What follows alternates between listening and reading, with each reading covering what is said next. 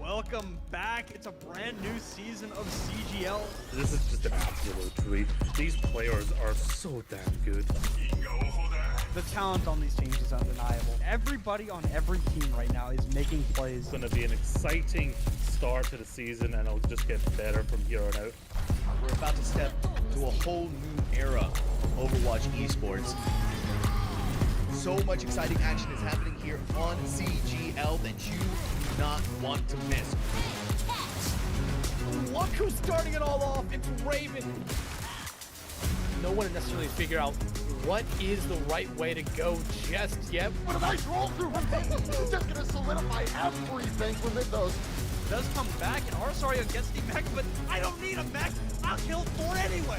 This is just a highlight reel for Arsario right now. They're making a statement in the EU Masters here. this patch is still incredibly fresh. There's so much to learn, so much to change about the way we play the game.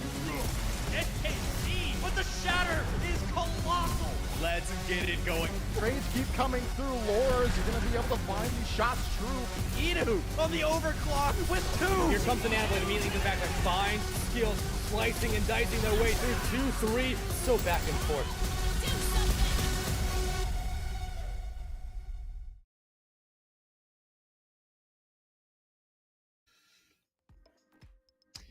Ladies and gentlemen, as the week has continued and our midseason playoffs are starting to dwell towards its ends, it means we got to deliver ourselves some mid-season champions, and one of those divisions going to be decided right here today. The EU-GM division going to come to its halfway point. Joined today, but it's going to be that kind of day before. It's got Bliss Marauders going up against EMC Kinaidos, and hey, not only this is a rematch from the regular season, it's first seed versus the number 3 seed.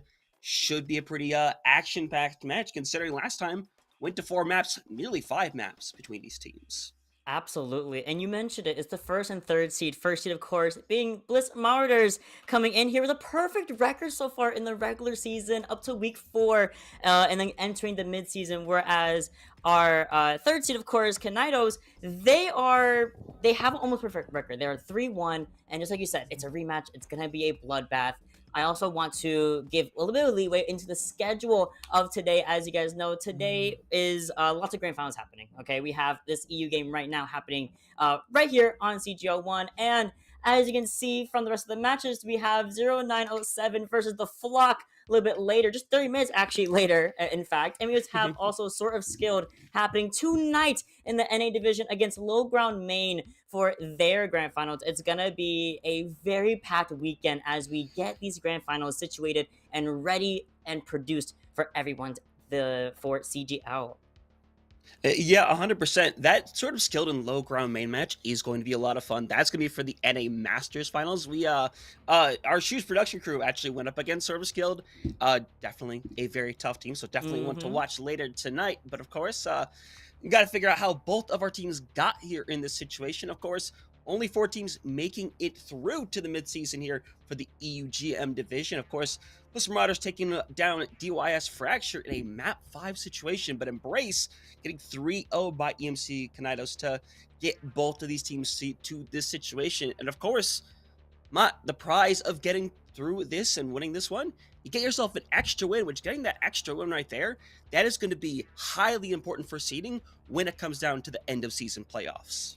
Absolutely. And there's also a place for our second place here, whomever it happens to be after today or after this match. Second place also gets a 3 bonus map wins ready added to your roster, or it's not roster, your record, excuse me, in the main season, the regular season, which is also a massive advantage you have over at least of other teams in your division. So you have some goodies coming your way, regardless if you get first or second. Both are very, very solid in your favor. But let's start going into things. Let's start getting a little bit serious now. We're going over to Oasis as our first map. And as always, for the midseason specifically, as a reminder, loser will get first map pick from any of the map modes, and they will also get first bans as well. The winner, however, will be able to choose the side of which they want to tack on for escort and or hybrid. That's just a little reminder.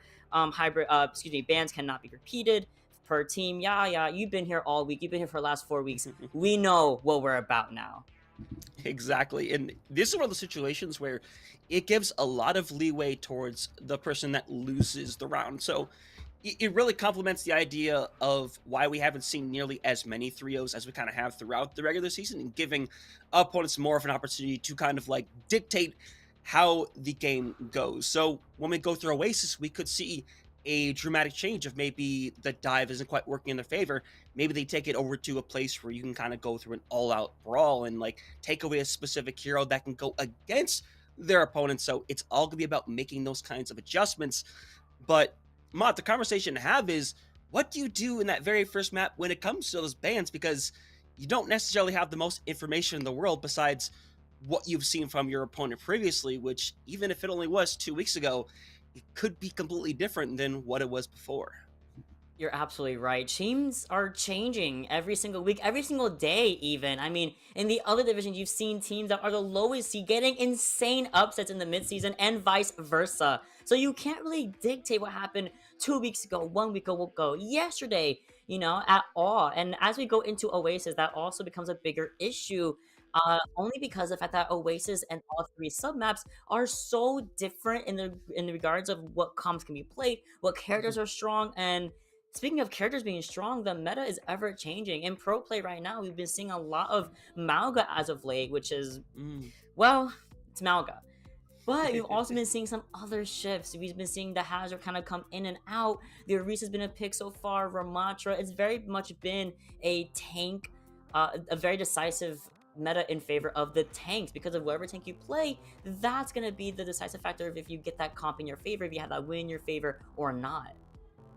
Yeah, that's kind of the route that Overwatch 2 has gone down, is that the tank, more so, is the big dictator of the meta. So what I've kind of seen is a lot of picks dedicated towards the tanks throughout this week thus far, and I imagine that might not be too big of a difference, as EMC Kinaidos end up getting the first ban to get things going here in this situation. So they either have to pick something that they are simply not comfortable going against, or maybe they have that information before against a previous matchup with Bliss Marauders and have an idea as to what they want to ban. But remember, Mott, you can also technically use this as a protection. If you wanted to play like Winston no matter what, you could simply ban the Wrecking Ball, and then at that point, Bliss Marauders don't get to ban another tank. They would have to ban away a damage or a support instead. 1000%. And that's the mind games I really love about hero bans, and how flexible you can utilize strategies in hero bans. You can use it to protect, you can use it to target ban, you can use it as a general. I really don't want to play against a Hazard today. I don't want to play against a Junkrat today. So we're actually going to be going for the Lucio ban on the support side of things, which kind of limits a little bit of that brawl you would expect to see on a university, for example. And with that also only leaves the Juno, still strong character for sure, but it leaves just Juno to be your main speedster. Yeah, essentially. So that pretty much opens the door for something like Juno Ana, Juno Brig. Brig Ana is still very much an option if you decide you don't want to play fast, which I think on some maps like Garden, I think you could definitely get away with a Brig Ana. But the question is what the ban on the other side is going to be now. And I think this is relatively an open book, but I think it probably should be a tank pick. Whether you want to simply get rid of the Malga, whether you want to get rid of either the Winston or the Diva, I think either of those three, or any of those three, would have kind of value to them. But at this point, really early on, it might just come down more to a thing of preference than anything else. Maybe if you want to play Winston no matter what, maybe getting rid of the Diva or the Malga ends up being the right call. It's something we're going to have to see pretty shortly here. I also wouldn't be surprised to see a DPS ban of like a Pharah, an Echo, even Genji. They've been so strong as of late in their own right. And instead of the Genji, instead of the Pharah, it actually gave me the Sojourn, which I'm not mad about. Very, very strong pick there, that being the Sojourn, because of how good her perks work in tandem with other characters. Especially, we've been seeing the Pharah Concussion Mine that brings you in, coupled with the Sojourn Sticky Disruptor, which is insane. Absolutely great combo we've been seeing with the perk system as of late. But I don't hate these bans. Lucio being banned, no speed there. We're going to also be seeing the Sojourn ban. And now we can start heading into our roster, starting first and foremost with Bliss Marauders T5.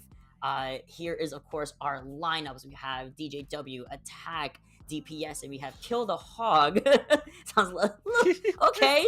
Coming in on the tank, and Rooney and Milo on the back line as well. And you've been seeing the Honored Brig as the fairy heroes, so your prediction might be right there, Hunter. Hey, you know what? It's a very real possibility in the situation right now. Talking about Kill the Hog, did see some impressive stuff from them in recent times as well, so hoping to see more from them here today.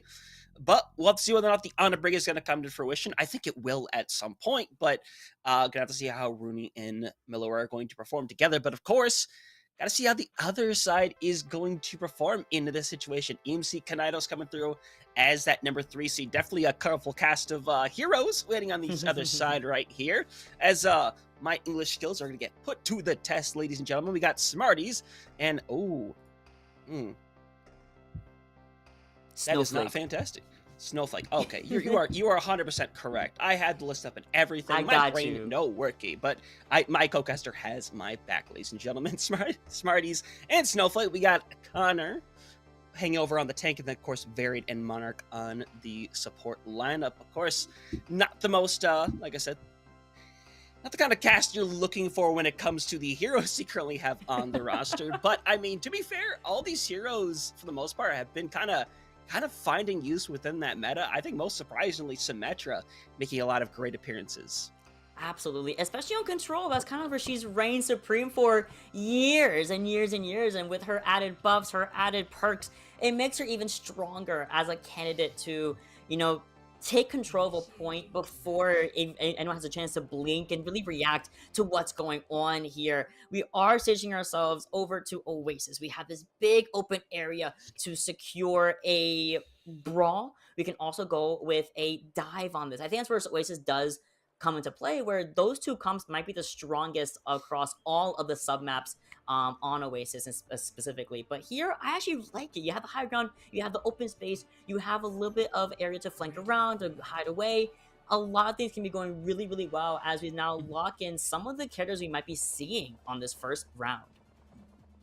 Yeah, this is, I mean, at least in terms of what we see on the left, this is kind of what I would expect right here. I think Kill the Hog being on the Jungle Queen is a relatively right call. I think Queen, especially with the buffs that have come through, or more so the perks that have come through, I think Queen is actually pretty dang strong right now. Toro obviously very strong as well. That Brig with the Juno together are great, but for Kinaidos, well, they're happy to run out with the Genji and the Mauga instead in this situation right here. So Bliss Marauders do have the ability to last long in a fight, but if they get run down by the Mauga, they could get stunned pretty easily if they're not careful. And the rotation here is completely different. You're also seeing EMC Kinaidos on that high ground of forcing Bliss to look up at them and kind of force them into this more cover way of playing the game. And now we're going straight in for that attack. Big slam comes through. Even better attack on the Tor. Unfortunately, shut down. Yeah, not the best situation in the world. It means you pretty much have to back up and can't really do anything without your Torbjorn there, so got to take a bit of a reset to get things going. But this is all about opening up the fight somehow, and I think realistically it's probably going to come down to DJW to kind of find that opening pick. It's going to come down to DJW and also Snowflake on this Genji to help execute any sort of kills that Connor might start off with. Here comes the first rotation, big slam coming through. Everyone's going straight in for this first fight. Yeah, of course, Knife there, going to keep pulling back Connor in the situation, trying to get pulled back, getting super low, but Smarty's unfortunately going to go down first and foremost. So going to create a little bit of trouble. Snowflake still alive to help out the squad for the time being, but we're going to see a pretty simple retreat in the situation right now. Connor's focused on getting out alive as supports. Need to definitely do the same, getting a little separated, but both of them should be able to get out alive. And they will. Good thing. I love the aggression coming in from EMC, from Kinaidos, excuse me. And there's the orbital ray. There's a double mirror kill from the Briggs. And it's going a little bit too weird for the Haze side of Hunter.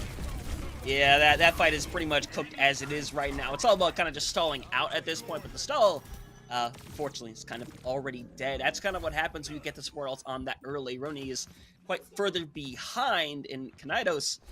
And both Marauders, honestly, coming out to a lot of great ults shortly. We had the Deadeye ready. We're going to have the cage, the rally. The orbital ray was expended from EMC Kinaidos. However, we have Molten Core ready for attack. So if we do see Connor get that cage off and we have attack go in with the Molten Core, that's going to burn cage almost immediately. We're going to be going first out of the Deadeye. And we're going straight in. Can we get the Queen? And we do. Open fight, easy cleanup. Yeah, that's a bit of a shame right there. But of course, down to the 1v1, Smarties. Not one to play around very clearly, so eventually going to see the cleanup along with Snowflake as things are right now. Kinaidos, after kind of a rocky first fight, come back, got a good standing, and they still have 3 ultimates coming up on this fight. Amazing.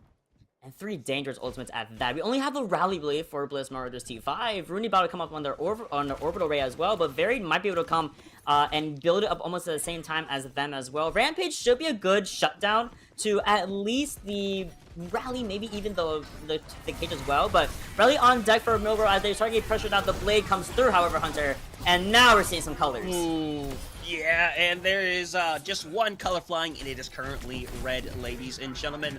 No touches realistically available at this point right now. Rooney finally has the Elf. Unfortunately, it's going to prove zero usefulness, unfortunately. I mean, two super useful ultimates that you simply never got to use, which it's not the best situation in the world because you can get a lot of value from those ultimates, but it's good to be able to have them. If you're running a Juno, you should be able to get it every other fight, if not maybe like, like maybe every third fight, realistically. When you don't get to get it throughout 4 or 5 different fights, I mean, you lose part of the value of having that character. That ult is realistically the best thing about that character. If you're not building it up, it's not getting that inherent value. Not even just that, but it's just tempo as well. You're constantly seeing Kinaido go first. They're the first ones ulting, they're the first ones approaching. They're interrupting Bliss Marauders rotations every single time. And now that we've stopped over to the ball, that's going to be even easier to disrupt this backline. Already you see a slight separation between the backline and the tank from Bliss Marauder, between Kill the Hog and the rest of the team. Big Anthony from Very comes through, gets a first pick, and puts DJW in a really bad spot. Yeah, this style that they're running right now with Kinaidos, I like it a lot because it changes things around, because before, things were still very precise how they acted, but here with the ball, things act much more in a chaotic nature. The ball is meant to keep generating a bunch of that pressure, a bunch of that attention, so when that nade comes through, they aren't simply prepared for what is going to happen when the slam comes down with that nade. So for the time being right now, if you're a Bliss Marauders, just gotta stay prepared, gotta make sure you're staying on your feet. You don't want this fight to extend for too long and let Kinaidos keep playing around. But with Smarties being down, opportunity does come to be able to potentially take this one away right now. This ball gonna get forced off the point, 23% only, as Connor just gonna have to back out, grab the Mega, and just wait around and take a little reset. For sure. First pick there onto Smarties was imperative for the win for Bliss, and now we're taking some trade-offs at the same time. It looks like these fights kind of blend into one another. No real, front and end of a fight. It just goes on and on and on, but as it goes on, it gives Bliss Marauders even more opportunities to build up these impactful ultimates. We have the Nano ready for Varied. Likely, beautiful asleep, beautiful anti-nade. I'm just ready for this Nano to go crazy. Yep, remember, not to level 3 yet, so no self-nano at this point right now, but could give it over. But Kill the Hog getting taken down means you might not need it at this point right now, especially the fact that you've lost your Genji, so working up towards that Nano Blade, not a possibility at the time, as they're not going to quite find anything, as Connor gonna have to use the Generous shields at this point just to make sure they stay alive and slam down over on the Torb right now. Attack just be forced to back up for the time being right now, as Mark ends up getting taken care of. So for Kinaidos, things getting a little bit sketchy right now, as they're going to go ahead and nano the ball in the situation. And with the bombs being thrown out in response, this is a heavy ult-invested fight right now, but as things are standing right now, things are still looking really dang good for Marauders. And after the mass investment from both sides, I mean, Marauders very clearly standing out in front. For sure, the Malgo swap here, I think, is the best choice they've had, and it kind of puts Connor's life in a little bit of danger, only because you have the cage that's going to trap the ball, and you have the Torb ultimate to combo with it really easily. We've expended all our ultimates onto Kinaido, only really having the blade, and if you really think about it, you get caught in that cage or forced into that Torb trap, and you can't do anything about it. We've lost Connor almost immediately before the fight even started. We go for the solo ult onto Varied. Beautiful sleep, but you're all by yourself. Like, it's only a delayed demise. Yeah, this is just this is likely just going to be a delay of what will be eventually the end right now. Snowflake going for the blade, unfortunately. Just not going to find any inherent value. Smarty's just kind of the one person keeping this game actually alive for the time being. Has found 2 picks already at this point, but unfortunately, they have to drop in time.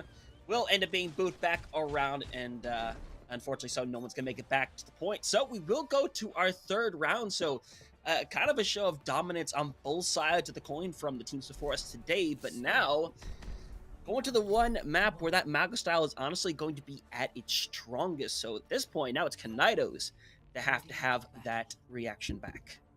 I love how we didn't even see Connor swap off the ball. It literally did it in the in-between rounds and went immediately to Malga, and that's where we're going to be seeing a lot of things really come to fruition, ideally, for Kinaidos. We are going to be keeping the Brig and the Junior so far. I would love to see Very back on the Ana, but I also understand why we don't want to sacrifice speed for more slow-paced game plan, more divey kind of quote-unquote games with Snowflake on the Genji. I feel like what didn't work in that previous round was the lack of coordination between Connor and Snowflake. But here, might be a little bit easier to go full all in against the team. Almost mirrored here, save for the Torb, save for the Genji. Different rotations also happening at the same time, which will be giving Bliss Marauders a little bit of a lead here as they are going to force Kinaidos to drop off that high ground and meet them on the point. Yep, 100%, and obviously point getting ready to open up here in a few seconds right now. And for the time being, Kinaidos set up nicely on the high ground, but the problem is they have to eventually rush in and do something in this situation right now, is no one quite prioritizing the point, as Kinaidos going to throw a couple of bodies on there hoping to take it, and unfortunately, Marauders might have to sit back and simply let it happen with attack going down, as eventually Kill the Hog waiting for an opportunity, does find Monarch, so an opportunity has indeed presented itself before them, and even more so right now, Snowflake going to fall down right now, but Kill the Hog needs to make sure to stay alive, just to have the support duo standing next to them for the time being, but looks like a quick little reset is being given, trying to go on the right side and find something, and at this point, Mods, it's just a situation of waiting for the opening, as both teams are kind of playing a slight game of chicken right now. They are. It's definitely a back and forth. Cardiac Overdrive already expended from both sides here. The biggest thing that's going to give a lot of value to both these Nagas is who gets a better stomp on, who gets the first pick. Snowflake now going over to the Tracer. Bob there, meaning that area is no longer accessible to the Marauders. Yeah, and Smarties has just been a pain in the butt to this entirety of this Bliss Marauders side, as already sitting at nearly 50% at this time.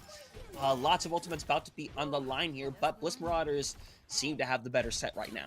1000%. And we also talk about the ult economy. We only spent the Bob there. We're going to be coming up on the rally alongside our support and our cage as well. Marauders have a slight advantage. They have almost all 5 at their disposal. I just hope they don't use all of them. I would love to see a cage and an orbital, or a cage and even a rally come through first. Here comes a slam. Here comes a cage.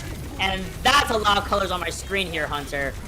Yeah, it's the good old days of Overwatch 1, I guess, at this point, but it is very clearly going the way of Bliss Marauders. Going to take that point away, going to go to 80%. All is fair in Overwatch, and ends up being a 3-2 trade overall. So, I mean, even with doing all that, you still got the ult advantage. We able to trade off both orbitals, which is pretty favorable for both sides here, but what we do have, whereas Kinaidos does not, is at least 1 DPS ultimate. Yeah, Pulse is going to be coming up soon, but that's more of a cooldown than anything else in the mind of a Tracer player. This turret spot, a little bit crazy. Attack, I have to say. Yeah, it's been nice seeing players get really creative with these spots, especially with that Torb. So, either way, gotta see if they can keep popping off. Gonna set it over to the side over here. Actually, that's a pretty good place right there. I'm not gonna lie, but either way, gotta get this next fight set away right now. Stick comes through, and Millowers had the rally. Unfortunately, likely wasn't going to survive, as things getting a little desperate right now. Attack does manage to get rid of Monarch. Unfortunately, might just be delaying the end. So at the end of the day, things are gonna flip back over, but because they hold on to that rally, they will have an ult coming up for this fight. Perfect. I'm not gonna lie, I understand why we had to expend, well, now that we're also seeing attack swap over to the Reaper, I get why we used a Torb ult. We lost Miller really early, we couldn't use a rally, we couldn't use anything, so we wanted to suffice this fight with something, supply the fight with a little bit of extra damage, but just didn't really work out beautifully in the way that we were looking for. Bob now tried to be booped back, but actually I think got micro adjusted to an even better spot. And we're looking at a lot of pressure being put onto DJW and Rooney here. Even better, we're trying to see Kill the Hog go for this cage, and it's a little bit of a back and forth right now, Hunter. Yeah, things are going to get very dangerous very quickly because there's a lot of bodies in a room, and you have to drop down into the hole in Kinaidos. The squad can't do a whole lot in this situation. This point's going to flip back over as Connor is just going to have to float back down there and just take the last little walk of shame back to spawn. But with this being the case, I mean, it's just going to be Orbital Ray versus Orbital Ray, and that's essentially going to decide the map. 70% to 99%. Only the Orbital Ray from Varied and Rooney to stand in the way of either team's victory here. It's all about positioning. It's all about play. It's all about that pause screen as well, Hunter, as we are going to be seeing a very quick pause from both teams. There's 76 to 99%. The pressure is high. Yeah, we are literally probably about to be at a 99 to 99 situation. I mean, this fight does essentially decide who wins this map right here. And, I don't know how it's going to go down. That's the problem I'm having right now, because I feel like I don't know if I prefer having the Torb or the Reaper in this situation right here, because if your plan is to burn down the Mauga, maybe it's better to have the Reaper, but if you're trying to burn down something like that Brig, or if you're trying to help take out the Ash of the Juno, there's the Torb is really good for that. I don't know. It could genuinely go either way, but I think it's really going to come down to who gets that first pick. And that's what I was gonna say. We have to start looking towards Miller and Monarch, to the Briggs kind of being that's your target for a lot of these Mauga comps. You want to go for the Brig, you want to get that shield, you want to break that shield, you want to just basically delete her from the game in this exchange. But ideally, you want to get rid of either Juno as well, as that orbital rate is on top. And if either Rooney or Varied go down in this fight and they don't come back in time for an orbital clutch, that's going to spell victory for either team here. And it sucks because it's the same win condition on both sides, save for the Ashe and the Torb that are just the different DPS here, but the same concept. You get rid of the Juno, you get rid of the orbital, and you pray and you work in the orbital and you get your kills on. And that's the scary part. We are gonna go for we are unpausing right now. The fight is gonna go on. The momentum slightly shifted from the pause, but hopefully our teams bring it right back, as we're now seeing a rotation around the coast. We have a little bit of time to spare. We can absolutely go for that. We push out actually our high ground from the Marauders, and Kinaido looking very strong as they're trying to get the Reaper ult built up fast enough. Yep, in the situation right here, of course, getting very close is attack. 85% currently right now, but both Juno's waiting for the opportunity to use these ults right now, and it's going to be sent out. Rooney and Varied using them basically back-to-back right now, but Connor has gone down. Oh no. First and foremost, and attack not even going to need that Death Blossom, as Bliss Marauders gonna take this one away, gonna get themselves the early advantage. But I gotta say, if this is going to be a sign as to what this match is going to be, we could be having a giga banger in front of us. Just the smallest adjustments. I can't even tell you what really went wrong, because in all honesty, it should have went the way of either team, and it did go towards Bliss Marauders. Very nicely done. We saw the orbital trade-off, but I think what happened is Connor was already around 25, a quarter of their HP bar when that orbital was procced. And when you're also in the middle of the other orbital and there's a Mauga shooting at you, unfortunately, even with Cardiac Overdrive, even with playing in the orbital, which had gotten a little bit of a nerf in terms of its HP per second, it's just not gonna work out. It was procced a little bit too late on the side of EMC Kinaidos, and that's where we saw Bliss really come in with that advantage state. And they were also playing around a really good corner, really good cover, until they were able to proc their own orbital rays. So unfortunately for Kinaidos, just the smallest adjustment costed them the game, the smallest timing costed them that round. But now they have the advantage of choosing the mode, choosing the map, and also getting that first map ban as we go into map 2. Yeah, 100%. And it's one of those situations where it wasn't as if this was one-sided by any means. This was an entirely close situation right here. And obviously, they made the adjustments from that first round going up against the Mauga, make the adjustments and decide to match it instead. So I think we're at a point where they have learned that lesson. And now becomes the question, is that if they opt to ever get rid of the Mauga, because clearly it is still a threat to a degree, but is there something that you might deem further as a threat in this situation? Like, there was a situation where Smarties doing a lot over on the Ashe. That's a potential ban right there. The fact that you were getting away with a lot over on the Brig, that's a possible ban as well. But then getting rid of the Brig takes away like some of the best duos that exist within Overwatch 2 right now, between the Juno Brig, the Ano Brig, the Ano, the Ana. The Ana. The Ano. Ano's got to mean something in a different language. I'll look that up later, ladies and gentlemen. But either way, gonna get these things figured out, as I'm mostly curious what the map and mode is going to be, because remember, I mean, your options are nearly limitless at this point, especially with it being the first loser selection. Absolutely. And we can go over and go to a map that maybe Mauga wouldn't be as good on as consistently. Like, for example, I don't think I would go to a Flashpoint at this point quite yet, because Mauga can absolutely still be played there. But you can also mitigate with a Queen maybe, but if anything, I would try to limit the Amalgam Mirror as much as possible without having to expand one of my bands this early on. And that's also a really cool thing. So as we see, I believe that's Dorado being chosen here on at least on our side at the same time. I actually kind of forget that we're gonna be seeing Dorado come up, which that is one of the maps I was thinking of. If we limit one of the maps that Malga isn't as good on, that's where we can kind of save that Malga ban for a more important map mode, like, for example, Flashpoint. Even Push. You know, he gets so much value. I mean, just 100%. I like the fact that we see Dorado. I like the fact that Dorado's coming up, because this means that both teams get to run dive. You could still run a poke to a degree, but we're likely to see things like the Winston Diva come out in this situation. So now the question is with Kinaidos is, what do they not want to see? Because obviously you're not getting rid of the Malga right now. If you were to get rid of something, my first thought would be to take Smarties off of the Ashe in the situation. I think you could still get away with running an Ana Brig or a Juno Brig of your own. I don't think you necessarily want to have to get off of that, so I would shut down the hit scan. That seems to be doing the most in terms of damage for their team, but I still think there are a couple of other good picks in this situation, but again, it's at this point more of a situation of preference when we know we're getting away from the Malga comps. For sure. And we saw a little bit of a glimpse of the ball composition we saw as well. And that could also be a very viable ban, not only just to protect your tank in case you have to go Malga, but we're seeing the Diva ban instead, which falls in the same realm of possibility, but I do think Diva does perform better on Dorado, more consistently on Dorado than anything else. The verticality that she has there is insane, and her game is verticality. So to ban her, completely understandable, completely agree here. Now, as we shift over to Bliss Marauders ban, they have a ton of options, and I'm kind of leaning towards that support ban you're talking about a little bit earlier.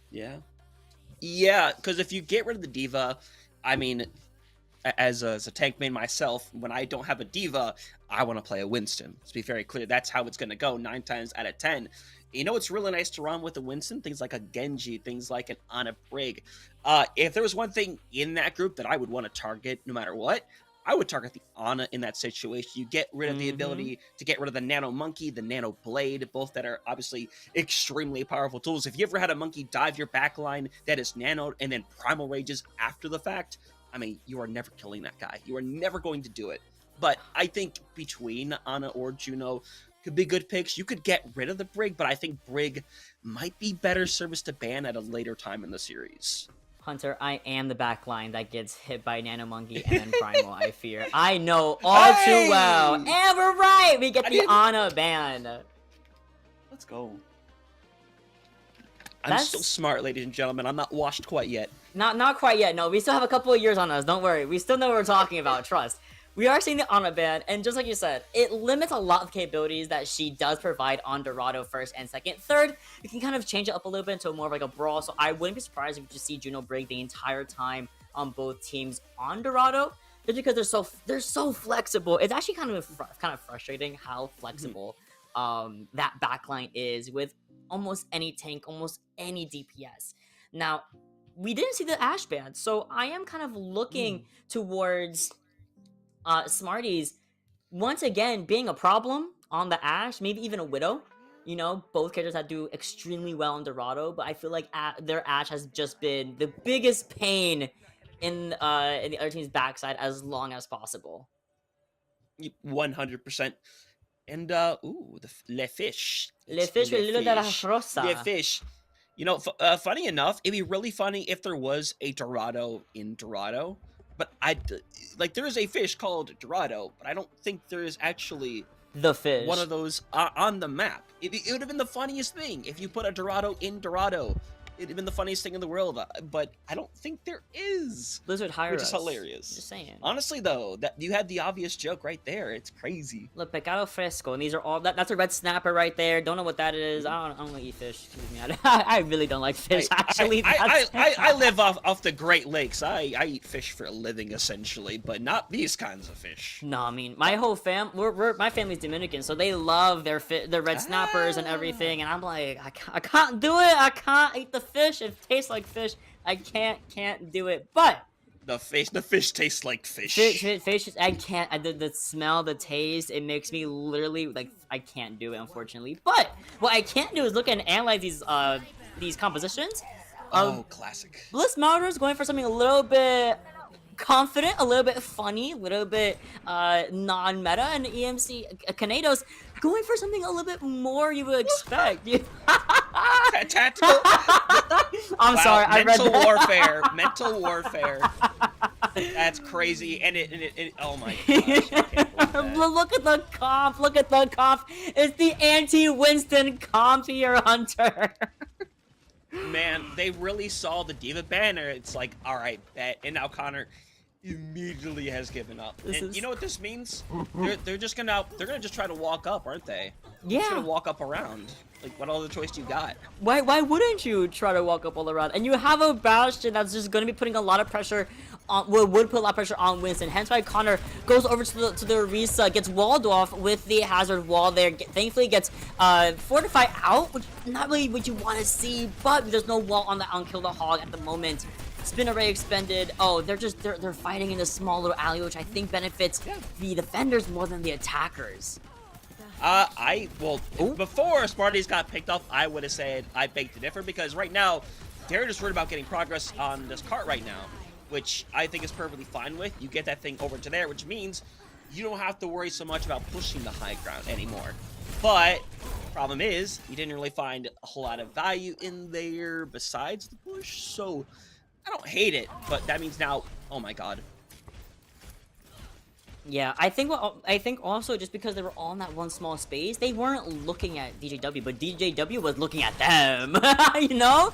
And this little angle, crazy. They are going into an angle that is just all over DJW's line of sight. And then we go for the Bastion ultimate, separates the tank and the supports for a second there. We have a Torb on the high ground that actually gets to pick onto DJW, so this means we can go in for the full assault of the Orisa after this turret form is expended. Yeah, this is, it's quite utilization of the Bastion in this situation right now, as both teams gonna make their way back over towards the courtyard area. Everyone trying to get in on the fight best they can, of course. Gonna be rough to get involved right now, as Rooney gonna throw the ultimate out there, but Receiver finds the inherent value, and the Bastion definitely finding it. His attack does have 2 on the mark right now. Not gonna be able to find a third, though. Snowflake very much keeping this one alive for the time being. Might have to engage in the 1v1 against DJW, but it's not an easy one to win by any stretch of the imagination. But alts are plentiful, varied. More than happy to send it in right now with that downpour, trying to catch on to somebody, but Kill the Hog, unfortunately, not gonna find any receipts as DJW finally sent away, and that means first point will be captured by EMC Kinaidos. I love that orbital from Varied. Just kind of pushing the advantage that Kinaidos kind of had as Bliss Marauders were a little bit separated. We saw Kill the Hog expend the downpour as a response to the orbital, but it didn't catch Connor because Oris doesn't care about downpour. She doesn't care about any of these ultimates that are being utilized. And we're also seeing once again, a repeat of history. We're fighting on this linear high ground, but at least there's a way for the attackers to exit, and that's exactly what Kinaidos does to avoid this turret form from attack. Yeah. And regardless of any of this card is just pushing along slowly but surely right now. You don't really even care a whole lot. You're gonna go for a target here onto the Torb, and oh, poor Snowflake, not the most ideal situations, but is going to live right now. Cart still making progress, entering that 15-meter mark and counting.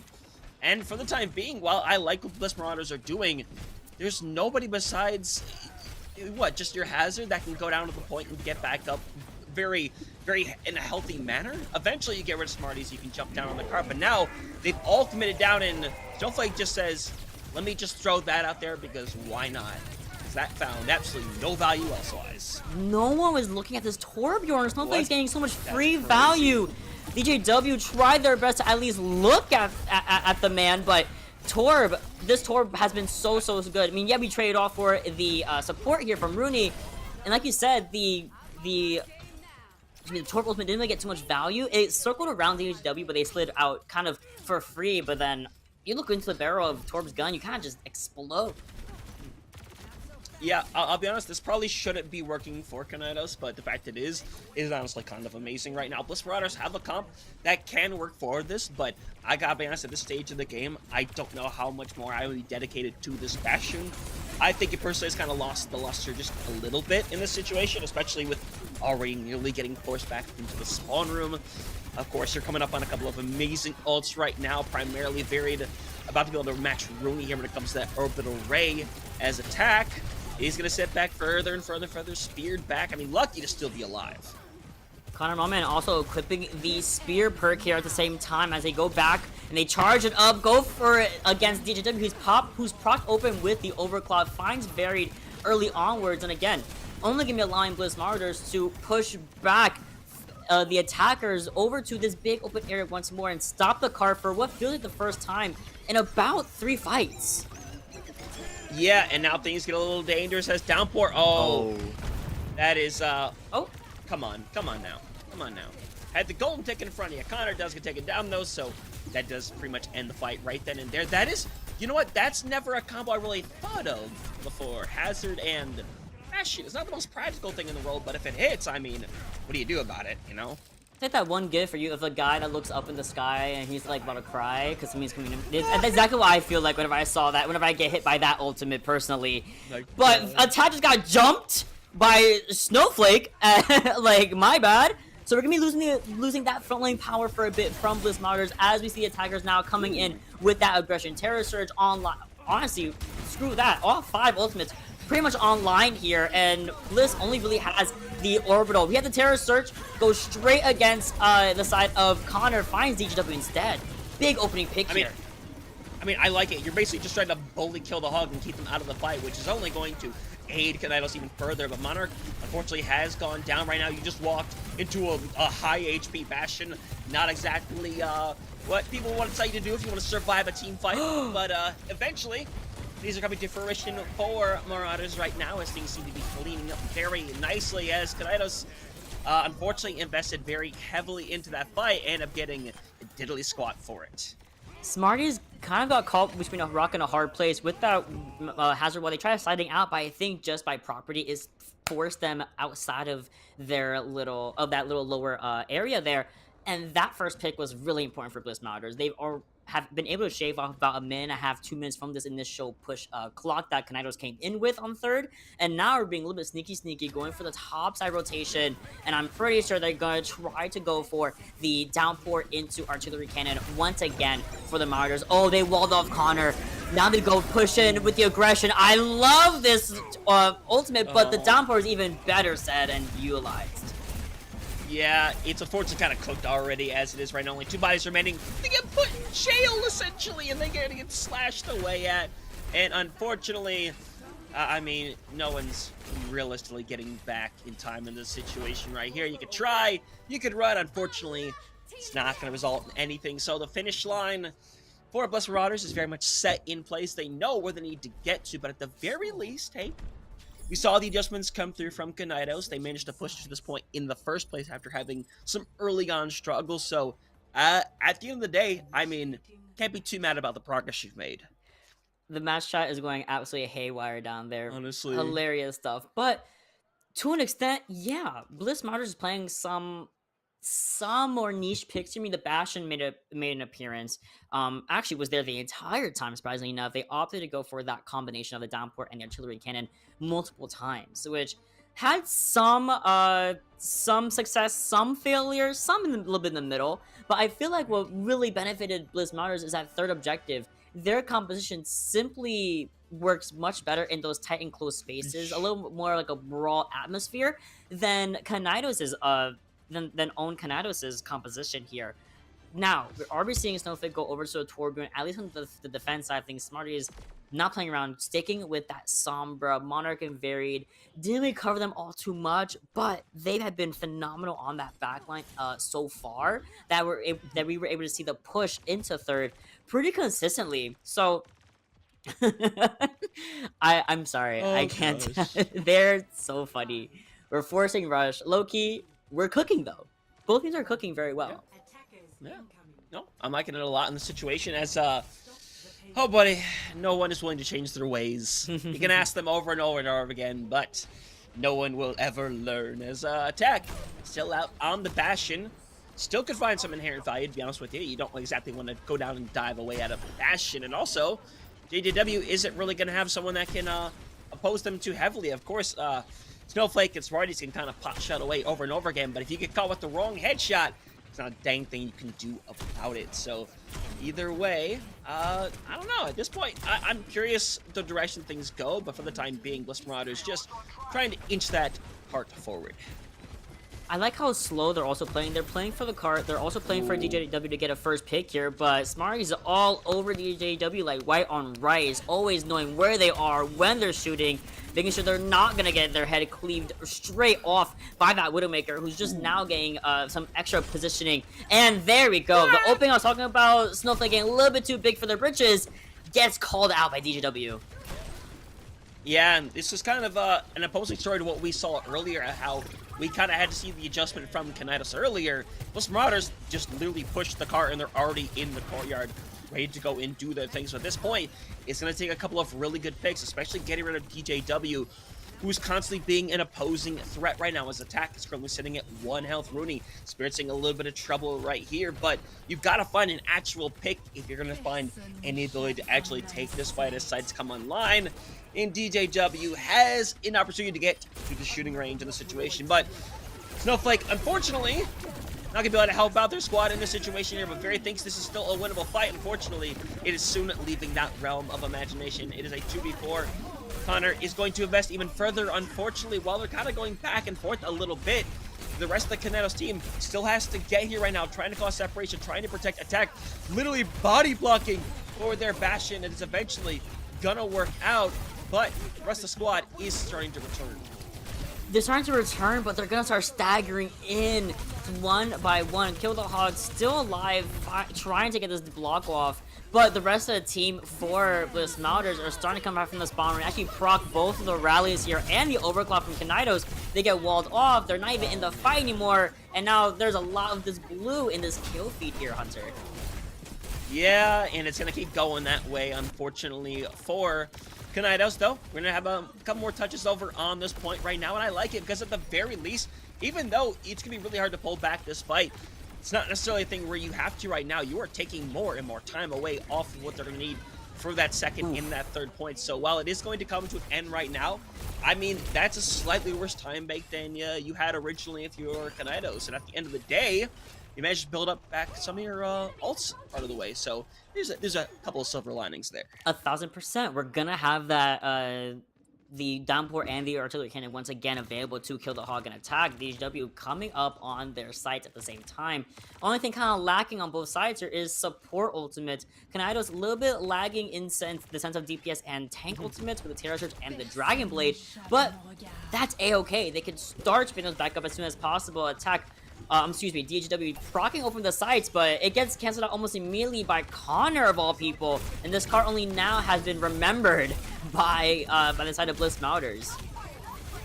Yeah, and Kill the Hog just gonna have to back out a little bit in the situation right here, take a little bit of a breath of fresh air right here, as ult's very much coming up online for both sides. Kill the Hog having that downpour ready to go. Downpour can kind of be a very hit or miss ultimate, just like Attack's ultimate. That's why putting them together is going to likely be the right decision right now, as Connor is not in the place you want to be right now, but it's got to try to find some inherent value as we see the Blade come out online as well. Marty's getting the cleanup kills, but eventually it's going to come through to fruition right here. Going to be able to keep everybody alive as well. I mean, you may have used 2 ultimates and, you know, not gotten much back in exchange, but still, again, killing more time off that clock is very important. Not just that, but getting a slight stagger onto Milo was also a good plan from Kinaidos, and just like that, they were able to waste enough time in that fight, about a minute and a half actually, in total, to get a couple ultimates online. They were able to expend the Dragon Blade relatively safely. They have Orbital, they're gonna have Rally at the same time, and they have a little bit of time to set up and push and interrupt the rotation from the Marauders. Just like that, Milo not even in the fight anymore, Rally not even a factor. We go for the downpour, but I'm pretty sure it's still not going to even be enough to push through this defense. That was, unfortunately, very disconnected, all things considered. I mean, the whole point of you having, they're going to eventually swap, and this is 100% the right call, but if you're going to have that combo, you 100% need to put them together, and they did it once, maybe accidentally, and then never again. So unfortunately, now they're low on time. They have a couple of great ultimates, but you have to win multiple fights if you're going to take this second point away, so things not looking the greatest for them right now. They're a little bit separate as well. My supports and DPS are in the high ground before my tank was, and that's why attack is getting called out by Snowflake, by everyone else, and with the lack of time, they're forced to take this fight on the high ground. Yeah, and Milloware basically gets pushed into their own death, unfortunately, as fight has very much concluded. Smarty's trying to find a couple of targets, does manage to find DJW. Running further left does not happen, and now potential final fight coming online. Still double support ultimates in the situation, but Snowflake coming up towards that elusive blade. So I don't know, gotta be careful right now if you're Bliss Marauders not to get picked too early. You're right, and they keep going for the same rotation. No one taking an off. I think actually we are seeing somebody try to take an off angle on the left side of things. We get pulled off of the high ground with the terror surge. Kill the Hog has no care to be seen. DJW trying to find and fight on this objective, but the Pulsar does find the armor at least of Connor, but not too much after the fact. Blade now procced here, and no touches to be seen. It's 1-1 so far, Hunter. Yeah, I think the pull on the other Orisa, I think, was accidental. Yes. I think the intention was to go in with that, and something got pushed off and just pulled them off in the process, which, to be honest, pulling off Kill the Hog 100% helped win them that fight. 110%. Let them all alone. Everyone else kind of got taken away from each other. Yes, Ons. Very much that is Ons currently playing right now. But either way, it's a 1-1 situation, Mott. I mean, we knew this was probably going to be a big back and forth affair. Their last matchup went to that 3-1, as we spoke of earlier.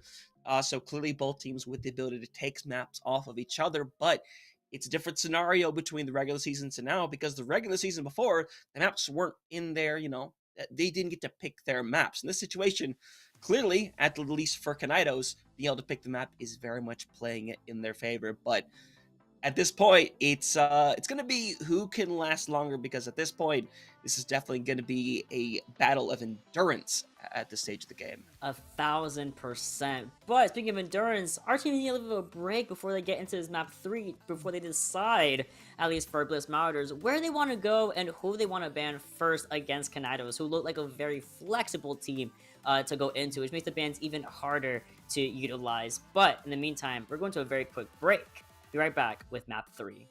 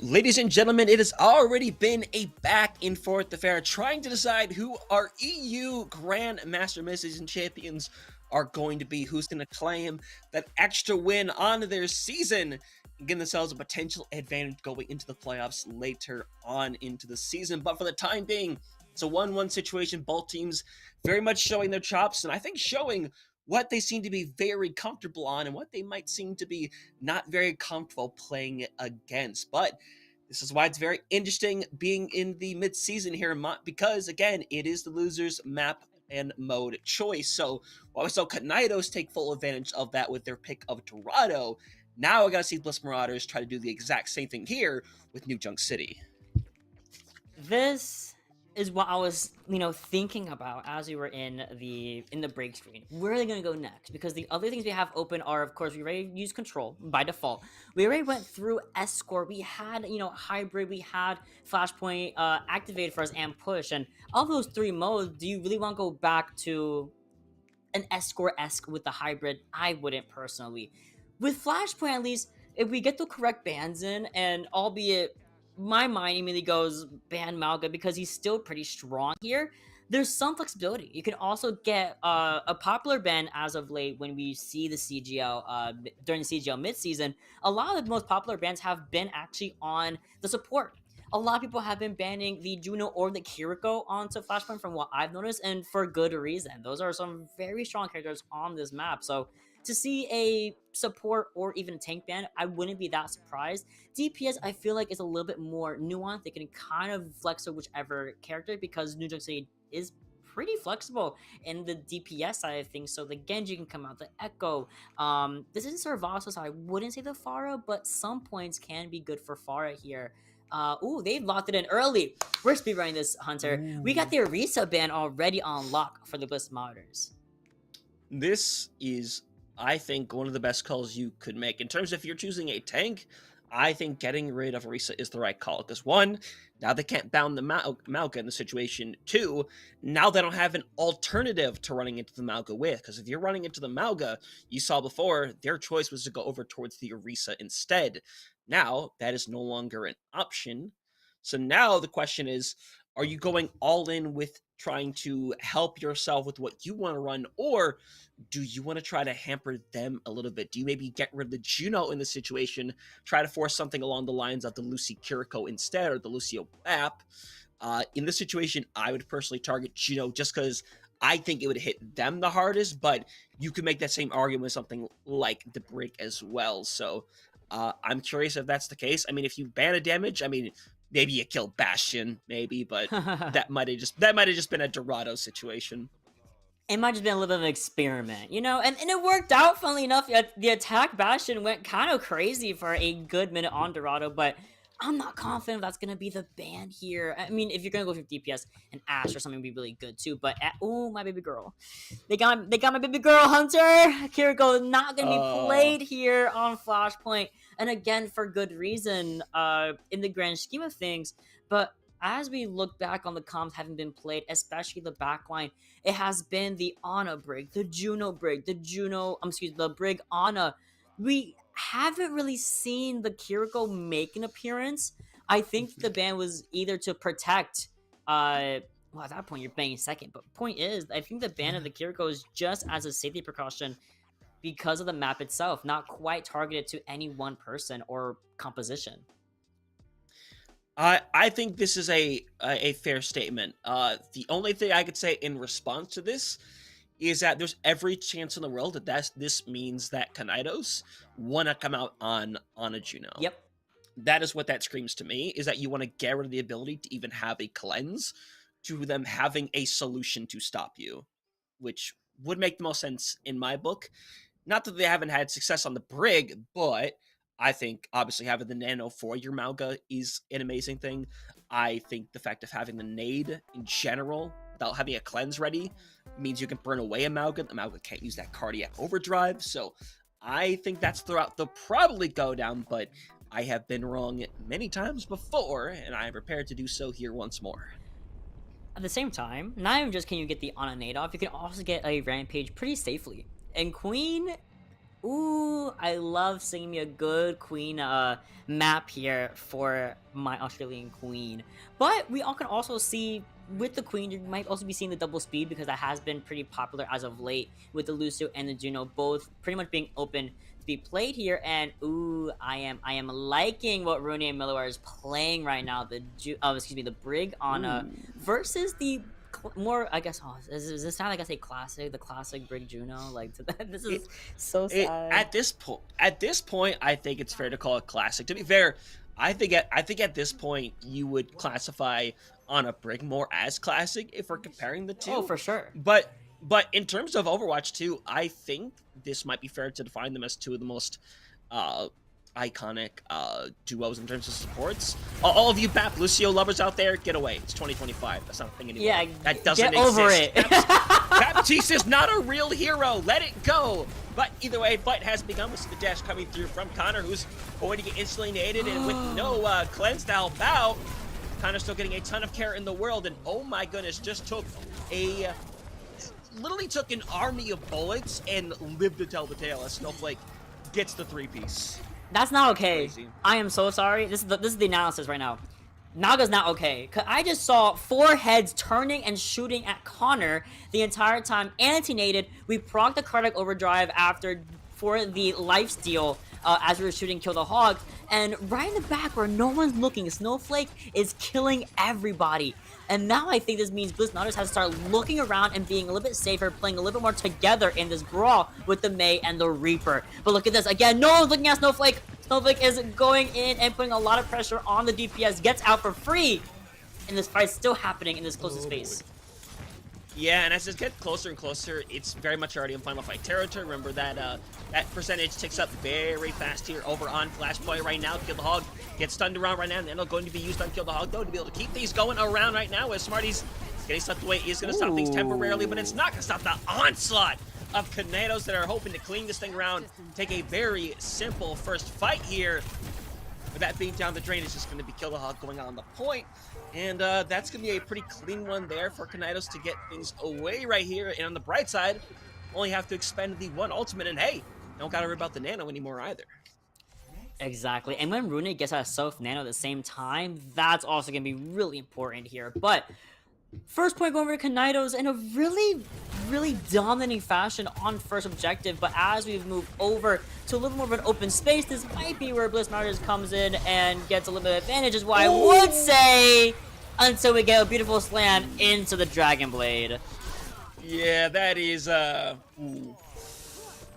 don't know how else to put that. That's just kind of cooked right there. So that's another quick fight for EMC Kinaidos, and I don't really know what to say there. They just kind of got jumped. There's no other simple way of putting that. They just get taken down first. They got engaged on first, and they just didn't have the proper tools to respond. I love using. They got jumped. It's just very clear and simple. They really just got jumped by a slam and then a blading Genji. And that can be just that simple. Bliss having 3 ultimates pretty much here are going to be procking open with the double support ult from the Kinaido end. Not sure if I entirely agree with that in the long run. It's going to get you the fight win for sure, but what are you going to sustain against with the Death Blossom coming up for attack? Well, that's the problem. You don't. The answer is you literally don't.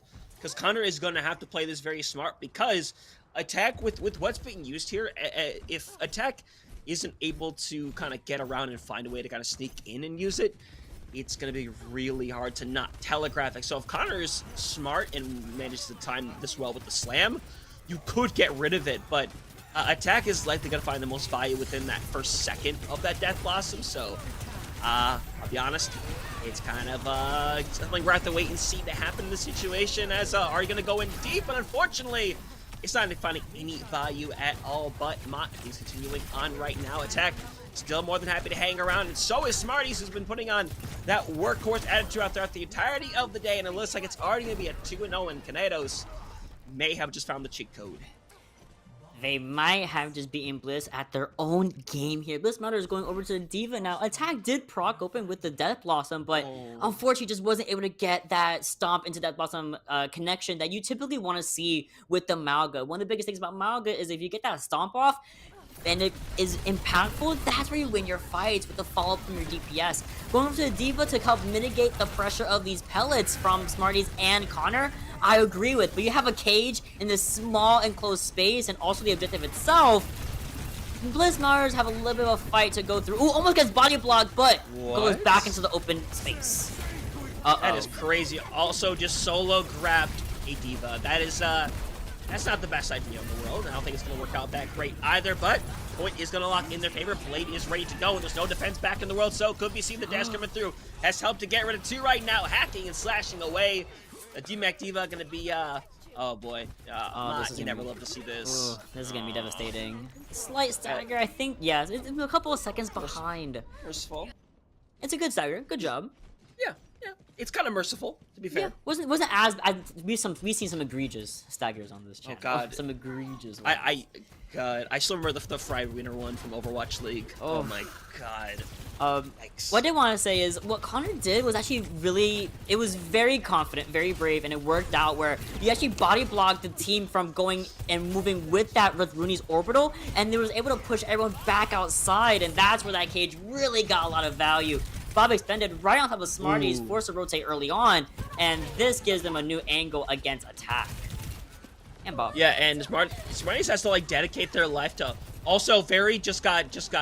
No, it came out. I thought she got 2-9 for a second. Fortunately, it's not the case. Y'all does come out, just doesn't find any value in the world. Finally, at 99%, it looks like it's going to finally go to the favor of Bliss Marauders, finally taking a fight, but it took them a very, very long time to do so. With Smarties is likely to get out of here alive. Oh, but Snowflake trades the life for a life. Unfortunately, trying to save Smarties there, and that's it's not horrible. You're at 99 to 32. You can get a quick reset. You have overclock. Should work out, but on the side of Bliss Marauders, look at this Hunter. They have the bomb, they have the rally, and the opposing orbital, overclock from DJW. Yeah, definitely have an ability to respond right now. DJW gets hurt into smithereens, though. Smarty's going to help this team stay online, keep things rolling away right now. Bliss Marauders still have a bomb ready to go. Rooney getting closer and closer, but unfortunately, bodies are falling one after another as the remake going to have to be called here. Kill the Hog needs to stay alive if they want any chance, but unfortunately, that cage fight is likely to solidify the end of this map right here. Rooney not able to get it on in time, and for EMC Kinaidos, a slam. Oh my god, that was 3 rounds. That third map. Oh my goodness gracious. Oh my god, that was 3 rounds. I didn't even notice. That's how fast. Not even how fast they were, how much was happening. It made me really think that we had like 2 more to go. Genuinely, I completely forgot that we were actually in a 2-up lead on that 3rd round. And again, I don't know what we woke up with. I don't know what happened after Dorado. But it's looking so solid for Kinaidos right now. Control, they cleaned up, they lost that 1st round on Control. They were like, hey, the Malga is gonna work. We just need to fix a couple of things, and they did it. Whenever we're seeing Connor engage with Stomp, we're seeing Snowflake right after that alongside Smarties. The backline is staying alive when they have to stay alive. They're taking out their ultimates at the right time. I was worried for a second, even when they made a mistake of accidentally using the orbital and the rally on second objective, they were still able to find a way around and play around the Death Blossom that was kind of becoming a looming threat in that next engagement. They're playing really solid right now, and as we go into map 4, I don't know where Bliss wants to go, whether it's a hybrid or a push. Yeah, because I feel like you're kind of hoping for different things between these 2 map types. The question is what kind of route you want to go down. The problem is you had your kind of safety pin with the Malga that you just pulled. Unfortunately, that grenade had nothing inside of it, unfortunately. It didn't work in the slightest. So now it's really the debate of what you want to do between hybrid or push in this situation. Could you run the Malga again? You could. I don't think it's the right call at this point. I think you need to try something else and see what is going to stick at this point, because you just weren't able to find any level of traction in that last matchup. And now that Kinaidos know that they can just run the Malga back into with that level of success, you're almost completely forced to change it up.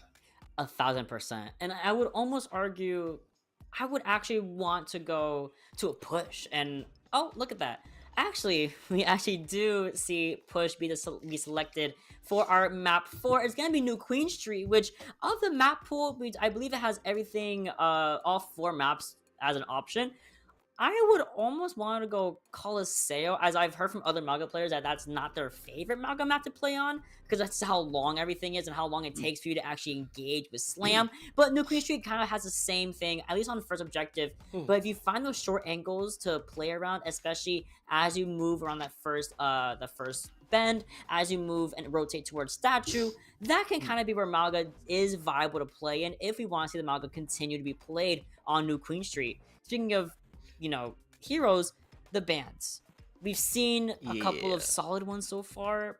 I feel like this is where you gotta ban the Juno. I'm just gonna say it. You know what? I do agree with the Juno ban. I thought that I have, which sounds crazy in comparison, but considering what just happened during that last round, maybe getting rid of that Malga. I'm not gonna lie. It might be fun to get rid of. Honestly, though. Both of them. Get them on my face. You know what? I feel like many players might agree with this ideology. But unfortunately, can only pick one, and obviously, Kinaidos is not going to go ahead and just simply pick the other. So we'll see what the ban is in this situation. I think it could be either of them, and it is going to be the Malga in this situation. So no Malga, which means this is going to be a very interesting tank situation, but I'm more interested in what the response now is going to be from Kinaidos in the situation, because they've already gotten rid of Lucio and Kiriko now, so that Brig and Ana are still very readily available to ban. Absolutely. And speaking, and we gotta also think back on what characters have been played today for DPS and supports. We've seen the Ashe, we've seen the Torb, we've seen we saw a lot of Genji, a little bit of Tracer as well. So I think those are the top 4 candidates, at least for myself, of what I would think about banning. And now we go over to New Queen Street. What characters are the strongest of those 4 on something like push? Now that we've gone with the Malga ban, the tanks are going to be a lot more flexible. You might be seeing something a little bit different. You might be seeing the Haz make a comeback. Even Queen Ram might actually make a reappearance a little bit here because of how much I feel like it's less oppressive when you know you have to maybe fight a Malga and you're forced to go into the mirror. So I feel like now it's really looking towards a support or a DPS ban. I want to lean more towards a DPS ban because at least with the Malga, Brig not gonna be as annoying to play against. The Ana Brig might be not as not as annoying to play against. So we're getting finally the coveted Ashe ban we've been hinting at, talking about for like 2 maps. Yeah, this is what I thought was going to get picked back on Dorado. This is what I assumed the ban was going to be, was the Ashe instead. But now, it's going to come out here instead, which, I mean, to be fair, I don't hate the idea in this situation, but I don't know how much... I don't know, because I think Smarties was already doing pretty good originally over on the Ashe, so it does take away a tool that's part of it, but the fact that you take away the ability for it to be used at all when it could be a very powerful tool when you get to those checkpoints in the high ground can be very difficult to deal with. You know what? It's fair to get rid of. And I think the Malga is especially fair to get rid of in this situation right here, especially considering we got a couple of swap-ups, as Kill the Hog and Attack can be swapping places, which means definitely no Malga going to be used here. Wait, are they just going to try to run down Zarya to the Orisa? Please. That's the plan. That's just the plan. I'll be That's so just happy. the plan. If I see a Zarya... okay. No. There's a science to it. There's a science to it. There's a science. We're gonna be seeing... Trust. We're gonna see only Zarya. That's it. That's what they actually put in for attack and for Zarya. For tank, Exactly. excuse me. No, in all seriousness, it's actually really interesting to see the substitution of at least just role swapping, not an entire player substitution. Because attack has been really, really strong on the DPS side of things, and they've been playing a little bit of the tankier characters. Funnily enough, they've been playing the Bastion, playing the Torb. So maybe they can have that same mentality going into, I hope not Hog, because what the heck? My gosh. Oh, please don't be a Hog mirror. There had to be some, like, handshake agreement at some point. I doubt both of them are going to stick. Aww. But still, it'd be really, really funny if they did. But want to hear a fun little fact here. These teams have met on this map before in their last matchup. And in fact, Bliss Marauders ended up winning that map. So clearly have an idea of what they want to play. And I don't know if this is what they did last time, but if it is, they got a reason to be confident. The scary thing is, look how separated Bliss is, as they should be with the comp they're running. It's all to disrupt, it's all to force out cooldowns, it's all to kill Smarties and boop them off the map. Frame 1, I see. That was crazy. And now they're going to go ahead and clean up this fight eventually. There's a nice little Mega sitting by, but it's eventually going to lead to that. I don't know if anybody has seen Zombieland Saga. I'm being a big nerd here. But the very opening scene where the girl just walks out and then just gets, you know what? Ignore me. I'm being a nerd. Yo! There's a ball off a Yo! cliff. Bye-bye. That's some Class A revenge. That's lovely. I can't believe it. Oh, what do you mean we caught that on screen? What do you mean we caught that on my screen? No. Connor, man, really said, back up, and we pummeled into the ground, but then we're back. Attack is right back. Literally, I'm really happy my weepy like rant got cut off by something so funny in this situation. But the fight's kind of still sitting by right now as Attack being back in the fight very quickly means that things are getting very difficult for Connor to be able to hang around and see the Sleep come online. Try to see if they can protect Varied as well as Monarch, but both are getting kind of just bullied out into different positions right now. Kind of doing everything they possibly can to be able to kind of halt them in the situation. But honestly, I mean, Matt, the one word used to kind of portray this fight so far is complicated. You know what I have to give credit to? I have to give credit to Varied for putting up a fight all by themselves. Multiple times in these engagements, while we're seeing the front line really go at it, the back line of Varied and Monarch, most of the time, is just being uncontested by the Marauders as they're just kind of getting shut down by the power of Varied and Monarch. And just like that, we try to stagger in a little bit in that really quick, honestly, one-off fight, and it goes by the way of Kinaidos once more. We have the mines on lock for Attack, but this checkpoint should be the next engagement with them. There we go. The minefield comes through, but no one's in it. I think that's partially fine because Connor is also just like alone and has to use the Terror Surge. But Smarties has decided, I just feel like ending this fight right here and now, because why not? Smarties with a 3K, and it's likely going to grow further from there. Ladies and gentlemen, Monarch, though, is going to take that fourth one away. His Attack going to run away, and unfortunately has to forfeit over that butt scratch and get the forward spawns. 4 ults still on the table. Bliss Marauders not looking pretty right now. They're not looking as strong as we had seen them previously. I feel like just maybe the ball composition isn't as polished. I'm not seeing the right connections between Attack and DJW. Everyone on the backline should be just falling apart ideally, but it's just not happening. Pulse Bomb ready, was looking over at Monarch, was looking at Varied, but decides to hold it for a little bit, and then tries to go against Smarties, but just goes completely wide, and the fight's done. Another Pulse Bomb goes wide again by Snowflake. Varied once more, packing everyone up. Yeah, and Attack can only do so much in this situation right now. Can kind of hang around, but he's just eventually be helplessly bullied by Connor off of the point. You can power drive as much as you want. As Nano going to get delivered to Smarties, and Smarties trying to really deliver what could potentially be a death-dealing blow right here. 2K to the name already. Eventually Kill the Hog will get rid of them, but the damage has already been done as progress is being built further. 100 meters and counting, and poor Bliss Marauders running out of options.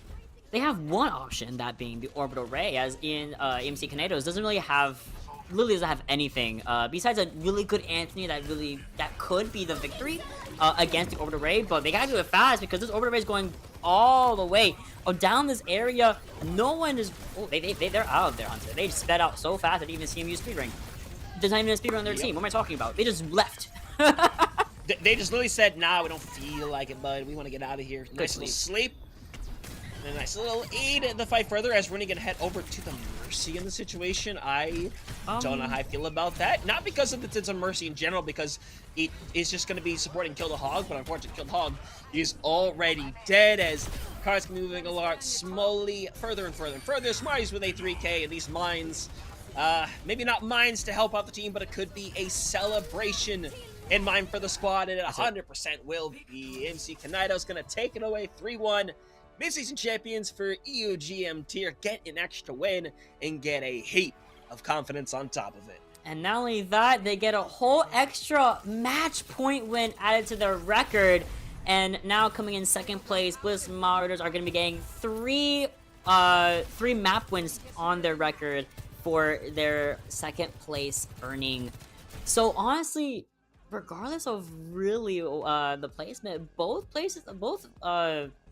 rewards are not horrible. They're actually pretty solid for either team, but of course a match win and going in favor of Kinaidos is fantastic. Here's a recap, of course, of how the series went, going so strong in favor of Bliss Marauders, but was super close. And as Kinaidos got more warmed up, and they started getting their footing, it was slowly sweeping into their favor. 2-1 on Dorado, a clean 3-0, and then just a 5-minute map on push, almost full meters to around 20 meters. Very, very good turnaround from Kinaidos. Good mental as well from map 1. I mean, yeah, 100%. Obviously, not going the way they wanted with that first map over on Oasis, losing it by just the singular fight. Dorado, you get a pretty alright push, all things considered, but then you really clamp down on that defense. You really get stalling out the point. You go to something you're very comfortable on. And once they figured that out, they go to New Junk City, and then suddenly, I think it was in that moment that the cheat code was essentially found. They ran back their own medicine, basically, into Bliss Marauders, kept running it down from there. Unfortunately, just never able to find that momentum back that you would so hope to find in those kind of situations right here. So of course we have the bans that came throughout the entirety of this series right here, and despite how things went down, I think I still agree with most of these bans in this situation right here. But at the end of the day, I mean, obviously not anything you can take back or go back on the situation. You made the bans, and whether they're good or bad, you get to learn from them in the situation, and hopefully take that knowledge and do better for the rest of the season itself. I'm actually really glad we did hold that Malga ban for so long. I didn't really want it to be expended so early in the series on either team here, and they held it, both of them, until that very last map where it really had, we saw Bliss Marauders back push against the wall there on push, and I mean, unfortunately it just didn't work out. And I kind of wish we saw Attack stay on the DPS, kill the Hog on the tank, and give a little bit, a last hurrah in their original roles. But I have to say, Kinaidos, fantastic work. And of course, what's CGL without an interview? So as we go to a very quick break, everyone, we're gonna get our interview candidate, our Victor, on the screen here in just a couple of minutes. So don't go anywhere. Be right back with that interview candidate.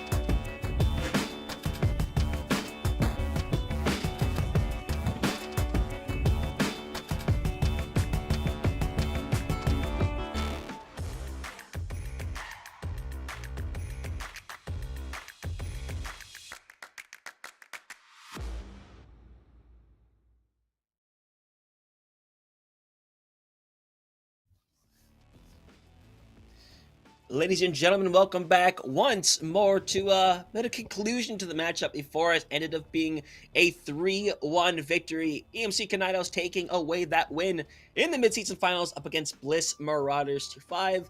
And here joining us for a nice little winners interview, going to be varied and very first and foremost. I mean, congratulations here on a big finals win.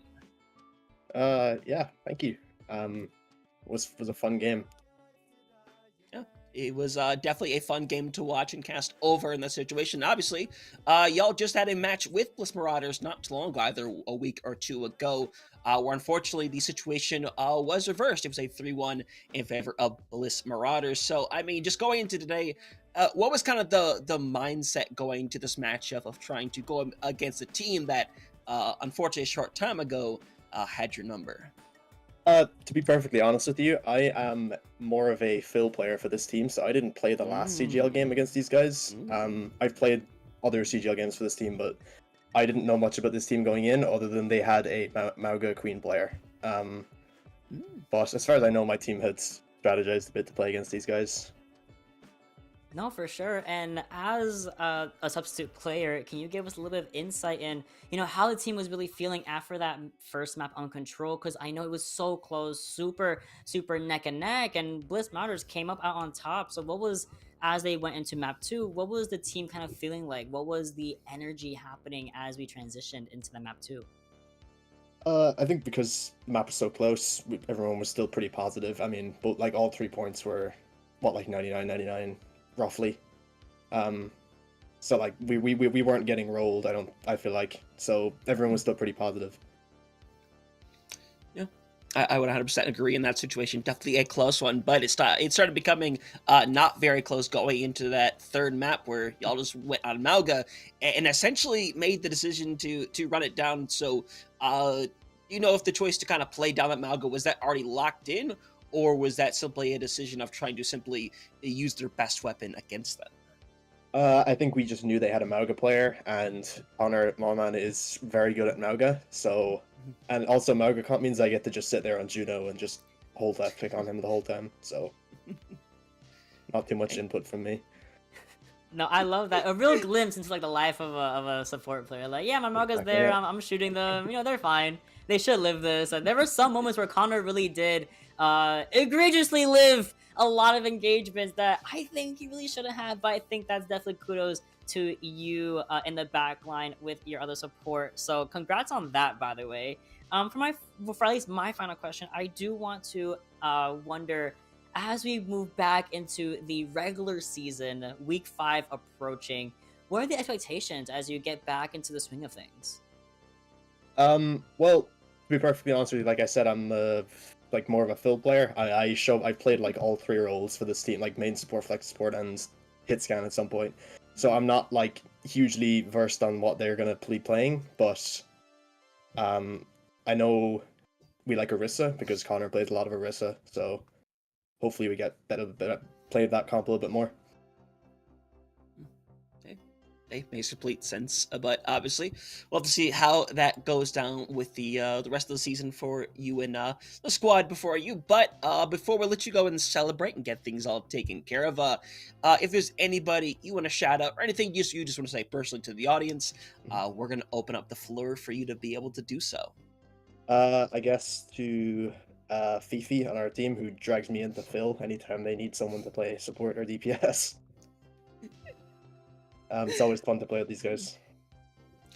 Hey, well, you know what? 100% definitely sounds like it. So, once again, I mean, good job today. Congratulations on a good win here today. And obviously, take time and celebrate either with him or by yourself, however you decide to do it. But, hey, if I was a Phil player and I came in and won a finals match with him, I'd probably go and kick it with them for a day. That might just be me personally, but either way, enjoy your day how you wish to, because you have 100% earned it.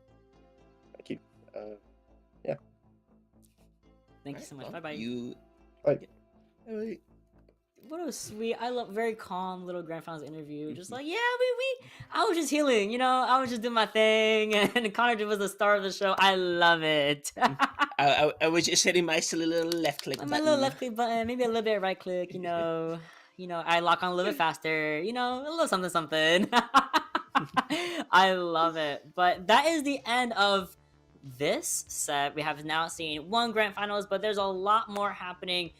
Just I believe on CGL 2, you can go tune in on. I might be a last map between 0907 versus the Flock. That's a banger, 1000%. And then if you come back here on CGL 1 at 10 o'clock Eastern, we will be seeing the grand finals between Sort of Skilled and Low Ground Main, which they are also going to be a complete banger. We have bangers lined up for you guys all this weekend between today and tomorrow to wrap up the mid-season. So please tune in whenever you can. It gives a lot of support to the players, to the teams, to the organization as well, and to us in the production room. But that is all we do have for at least right now. Please go over and support CGL2 in their possible final map. But otherwise, Hunter, any final words? No, just the fact that this has been a very successful midseason. I think we've got to see some amazing teams kind of have their opportunity to go up against other amazing teams as well. Ones that have both been around for a while and ones that are perhaps a little bit newer in terms of name recognition. So, I don't know, just the simple words that this has been a great midseason. I think it's been quite successful, all things considered. And I hope the playoffs at the end of the regular season pop off as well. So, just mirroring what Matt said, make sure to keep supporting CGL, keep supporting the scene in general. A lot of amazing players, a lot of production, casters, observers trying to do as much as they can. So everyone, please enjoy yourself, enjoy an amazing weekend of Overwatch, and we'll catch you all later tonight.